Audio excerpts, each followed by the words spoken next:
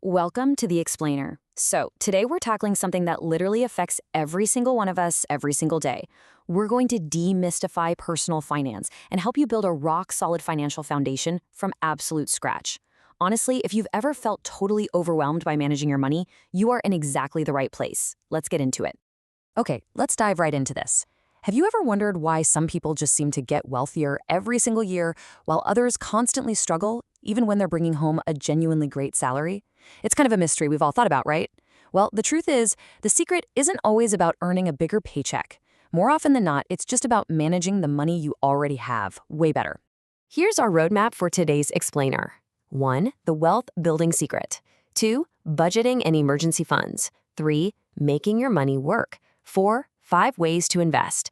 And 5. Habits for financial freedom. Section 1. The wealth building secret. Laying the groundwork. Now listen, you absolutely do not need to be rich to start taking control of your financial future.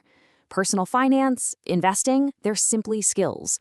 Think of your money kind of like a garden. If you tend to it every day, it grows, it flourishes, but if you ignore it, well, the weeds take over. Managing your money proactively is what keeps those weeds of bad spending, like that 3 a.m. online shopping habit, from totally ruining your financial soil. Because here's the really grounding reality of it all. Many incredibly hardworking people go their entire lives without ever building any real wealth. Why? Simply because they spend every single dime they make. Financial success doesn't kick off with some sudden windfall or a super complex algorithm. It begins with one incredibly simple but highly effective habit. Spend less than you earn. Period. Section 2. Budgeting and emergency funds. Building the first floor. Imagine getting your paycheck without a plan. You know how it goes. A few too many spontaneous dinners out, and suddenly your pockets are empty.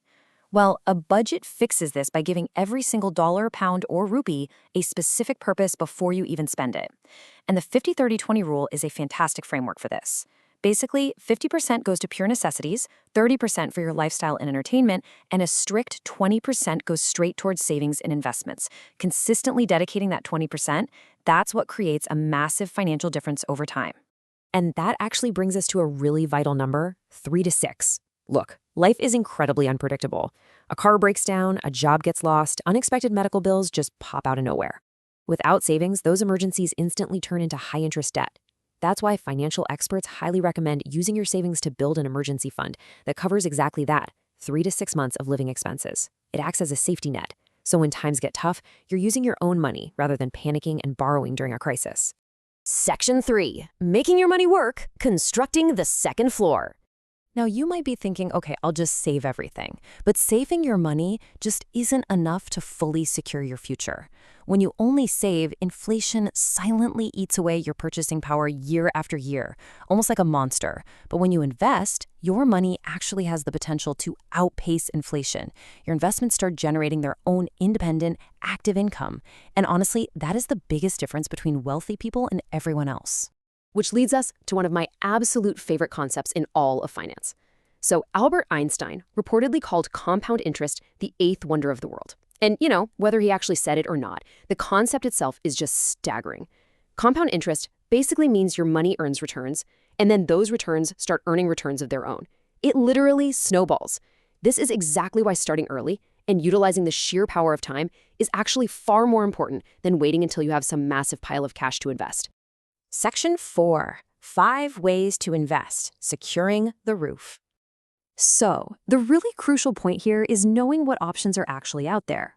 Let's walk through the practical vehicles you can use to start generating that compounding wealth. First up, stocks. Buying these basically means you own a tiny piece of a company. Second, we have mutual funds and ETFs. This is money pooled from tons of investors into a professionally managed portfolio, which gives you instant diversification. Third is real estate. Now, this requires more upfront capital, sure, but it generates great rental income and long-term appreciation. Fourth, bonds. Think of these as lower-risk loans you make to governments or companies. And finally, gold. It's a very traditional store of value, especially during uncertain economic times. But listen, whatever vehicles you end up choosing, you have to remember this famous investing principle. Never put all your eggs in one basket. That perfectly captures the fundamental concept of diversification. Instead of dumping all your money into one single company or one asset class, you spread it out. Now, diversification doesn't magically eliminate all risk, nothing does, but it significantly helps reduce it. If one investment has a bad year, your others might step up and balance out the losses. It just makes your entire wealth-building journey so much safer over the long haul.